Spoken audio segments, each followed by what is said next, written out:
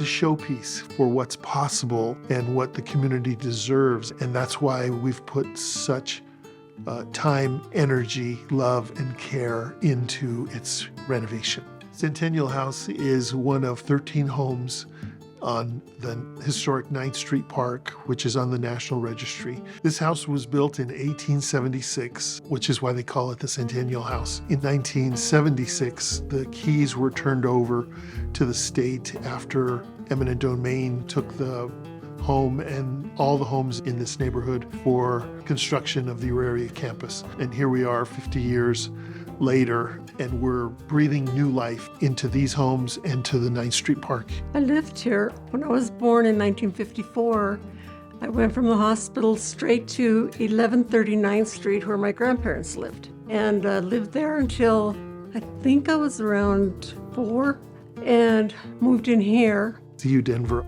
This is an example of our commitment to honoring the history of the neighborhood and the history of the displacement of this neighborhood. It began with the extension of the scholarship benefit that was promised to the community back in the 70s. What we did back in 2020 was we led an effort, and it was supported by Metro and it was supported by the Community College of Denver to extend that scholarship in perpetuity. But that wasn't all we could do.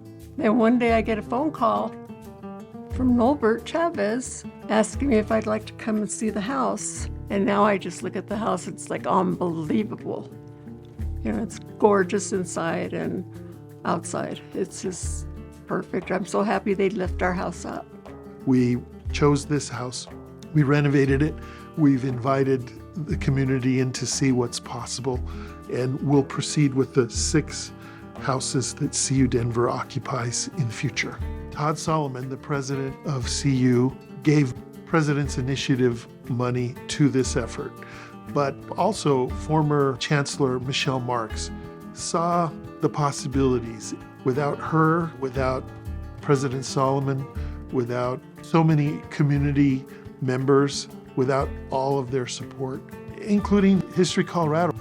They contributed to the historical structural assessment that we did prior to renovations. It wouldn't have been possible. It's emotional for me because everything about the renovation and the process has been a labor of love. Gives me and the community a sense of permanence that they deserve.